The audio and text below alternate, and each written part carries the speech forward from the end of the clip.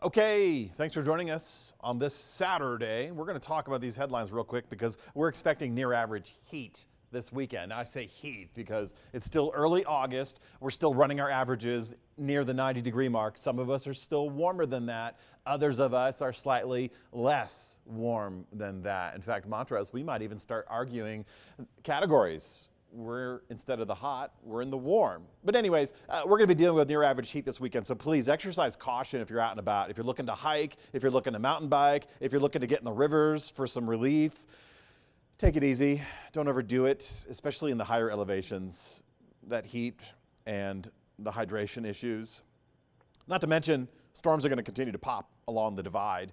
But that also includes mountains closer to the western slope. The Elks, the West Elks, the Saguache, the Gore. A lot of these mountains outside of the San Juans will also get these pop-up storms. The San Juans will get considerably more coverage in storms. But we do have dry air working in, so that almost eliminates our rain chances down low. It doesn't completely eliminate them because we still will have these darker clouds pop up off the Grand Mesa, drift a little bit over the valleys, even off the Uncompahgre. So we're going to be watching these for late day genesis, if you will, and then they won't last longer than the sunset. And on top of that, we still will be dealing with flood issues, especially in the mountain zones. High pressure system on the move. Now, we get the really hot temperatures when the high pressure system is centered over Colorado, specifically over the Four Corners region.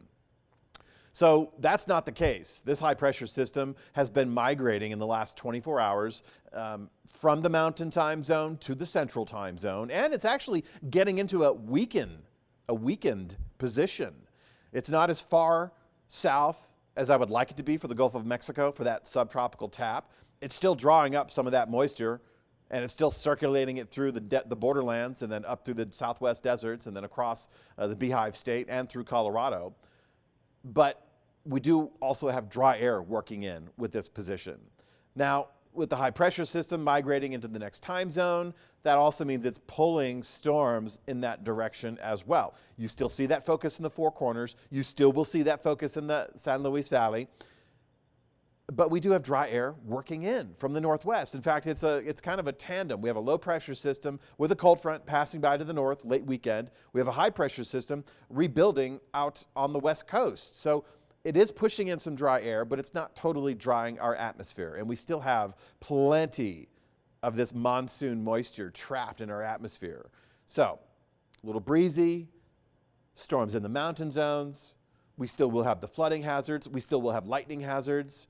And some of those lightning strikes could be the ignition source for wildfires, new wildfires.